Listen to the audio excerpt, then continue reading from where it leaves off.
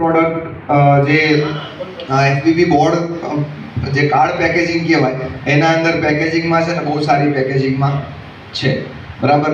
તો ઘણી વખત હું એવું કહેતો હું કે ભાઈ જેટલી મહેનત અમે ઇન્સ્ટિટ્યૂટ ઉપર કરીએ છીએ અથવા જેટલી મહેનત એફપીઓ ઉપર કરીએ છીએ એટલી મહેનત કદાચ 10 ખેડૂતને પકડીને કરી હોત ને તો એ ખેડૂત અત્યારે પોતાની બ્રાન્ડ બનાવીને બેઠા હોત. પણ ટ્રેજડી એ છે કે 10 ખેડૂત પાછળ મહેનત કરીએ તો એ 10 જ ખેડૂત આગળ આવવાના છે. અમારો હેતુ એ છે અથવા તો આજે મળવાનો હેતુ પણ એ છે કે આપણે એફપીઓ પર મહેનત કરશું, એક સારી બ્રાન્ડ બનશે તો આજે 100 ખેડૂતોને લાભ મળશે, કાલે 1000 ખેડૂતોને લાભ મળશે અને એનાથી પણ વધારે ખેડૂતોને આપણે લાભ આપી શકીશું. પણ કંઈક નક્કી કરવું પડશે. મેં કાર્યક્રમની શરૂઆતમાં પણ આજે અજીતસિંહને અને નરવાણસિંહને બેહીને કીધું કે ભાઈ આજે જે પણ કરો એ નક્કી કરીને ઉઠશું અને તમારામાંથી કોઈ તૈયાર નહીં થાય ને તો અમે અમારી રીતે તૈયાર કરીને બ્રાન્ડ તો ચોક્કસ બનાવીશું.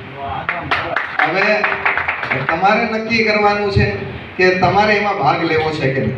અત્યાર સુધી એવું હતું કે તમારી યાત્રામાં અમે ભાગીદાર થતા હતા.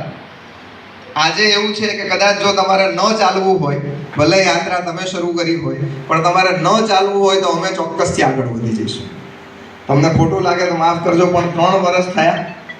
3 વર્ષમાં ઘણી બધી વાતો કરી છે પણ અમે એક ટાર્ગેટ રાખ્યો છે કે આવતી 15 જુલાઈ સુધીમાં પેકેજિંગ સહિત કોઈ પણ 3 પ્રોડક્ટની બ્રાન્ડ લોન્ચ કરવી. તમે કરશો તો વેલ એન્ડ ગુડ, અમને ખુશી થશે, અને નહીં કરો તો અમે 4 ખેડૂતને સાથે રાખીને કરશું અને કરશું. હવે તમારે કરવી છે કે નહીં? કરવું છે ને?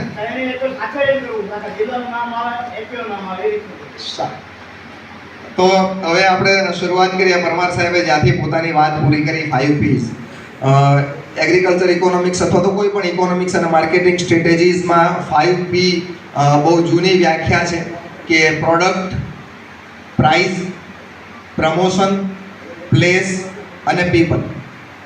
વસ્તુ, કિંમત, કોને વેચવાની છે એ, ક્યાં વેચવાની છે એ, અને વેચવા માટે શું પદ્ધતિ અથવા તો બ્રાન્ડિંગ અથવા તો માર્કેટિંગ સ્ટ્રેટેજીસ અથવા તો પ્રમોશન શું વાપરવામાં આવે એ.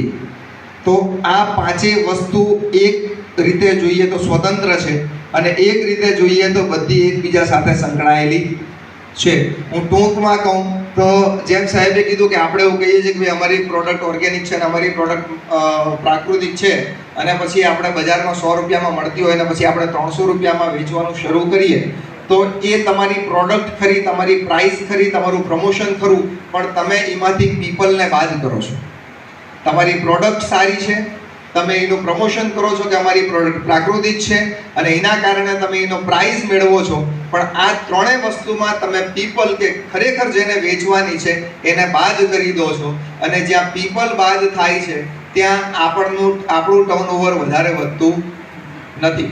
અને આપણે એવા સેક્ટરમાંથી આવીએ છીએ કે આપણે ટેસ્લાની ગાડી નથી વેચવાની, આપણે રોલ્સ રોયસ કે જગુઆર નથી વેચવાની, આપણે મરચું વેચવાનું છે, આપણે હળદર વેચવાની છે, આપણે લોટ વેચવાનો છે, આપણે તેલ વેચવાનું છે કે જે દરેકના ઘરની જરૂરિયાત છે, કે જેને કરોડ રૂપિયાની પણ આવક હોય કે જેને 10,000 રૂપિયાની પણ આવક હોય. આ બેઝિક જરૂરિયાત છે અને આપણે આ બેઝિક જરૂરિયાત પૂરી કરવાની છે. અને બહુ સીધું કહું તો 70% લોકો કાં તો ખેડૂત છે અથવા તો ખેતી સાથે સંકળાયેલા લોકો છે અને એ જ 70% લોકો ભારતમાં સૌથી હાઈએસ્ટ પરચેઝ પાવર ધરાવે છે. કોઈકની આવક 10 કરોડ રૂપિયા પણ હશે તો એનો ખર્ચો 10 કરોડ રૂપિયા હશે. બંગલો એક વખત બનશે, ગાડી એક વખત લેવાશે, ફોન મોંઘા એક વખત લેવાશે. દર વર્ષે કે તમે બંગલો બનાવવાના નથી.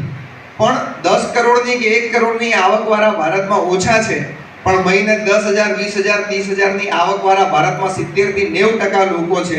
અને આ લોકો જે 70-90% લોકો છે એ દેશની ઇકોનોમી ચલાવે છે, કેમ કે એ લોકો પૈસો ખર્ચે છે પોતાની જીવન જરૂરિયાત પાછળ અને એ પૈસો બજારમાં આવે છે અને બજાર ચાલે છે. તો આ 70-90% લોકોના ઘરે આપણે વસ્તુ પહોંચાડવાની છે તો આપણે પીપલને ફરજિયાત યાદ રાખવા જોઈએ. કેમ કે અમારો કડવો અનુભવ પણ છે કે જ્યારે પણ સારા ખેડૂતને પ્રાકૃતિક ઓર્ગેનિક વાળાને કંઈક કહીએ કે આ વસ્તુ આપવાની છે, 100 કિલો જોઈએ છે કે 200 કિલો જોઈએ છે, તો કે સાહેબ અત્યારે કેરીની સિઝન ચાલે છે તો કે કેરી જોઈએ છે તો કે 1200 રૂપિયાની પેટી થશે કે 1400 રૂપિયાની પેટી થશે. હવે બજારમાં 600 કે 700 રૂપિયાની મળતી હોય તો આપણે ઓર્ગેનિકના નામે 900 કે 1000માં વેચી શકીએ, પણ આપણે 1400 રૂપિયા કહીએ તો કોઈ આપણને આપવાનું નથી. 1400, 2000, 2500, 3000માં વેચવી હોય તો જેમ રિલાયન્સ એક્સપોર્ટ કરે છે એમ આપણે એક્સપોર્ટ કરવું પડશે. પણ એક્સપોર્ટ ક્યારે થશે કે જ્યારે આપણે લોકલ માર્કેટને સમજીશું અને લોકલ માર્કેટને શીખીશું ત્યારે. આપણે કોઈ મોટા સપના દેખાડવા નથી કે મોટા સપના જોવાની જરૂર નથી કે આપણે કાલથી એક્સપોર્ટ કરી દેવાની જરૂર છે. એક્સપોર્ટ કરવા માટે ઘણી બધી વસ્તુઓ જોવી પડે છે અને તમે મહિના પહેલા વાંચ્યું હશે કેટલા મોટા મોટા શિપમેન્ટ અમેરિકાએ મેંગોના કેન્સલ કર્યા અને કરોડો રૂપિયાની નુકસાની વેપારીઓએ ઉઠાવવી પડી ફક્ત અને ફક્ત ડોક્યુમેન્ટેશનમાં ભૂલ હોવાના કારણે. જે ઇરેડિયેશન્સ અથવા તો હોટ વોટર ટ્રીટમેન્ટ અથવા જે કરવાની પ્રોસિજર કરવાની હોય છે એ પ્રોસિજર પૂરી થયેલી હતી, પરંતુ એના ડોક્યુમેન્ટેશનમાં પૂરેપૂરો એનો ઉલ્લેખ ન હતો. એના કારણે અમેરિકાએ આખા શિપમેન્ટ રિજેક્ટ કરી દીધા અને જે કેરી જે ફોરેનમાં મોકલવામાં આવે છે એમાં કેરીની પડતર કિંમત કરતાં કેરીને મોકલવાની જે કોસ્ટ છે, શિપિંગ કોસ્ટ છે બાય એર, એ વધારે આવે છે. હવે એ વધારે આવતી હોય પડતર કિંમત કરતાં, ત્યારે તમે એને પાછા લાવી ન શકો, એટલે ત્યાં ને ત્યાં પોતાના ખર્ચે એને નાશ કેરીને કરવી પડે.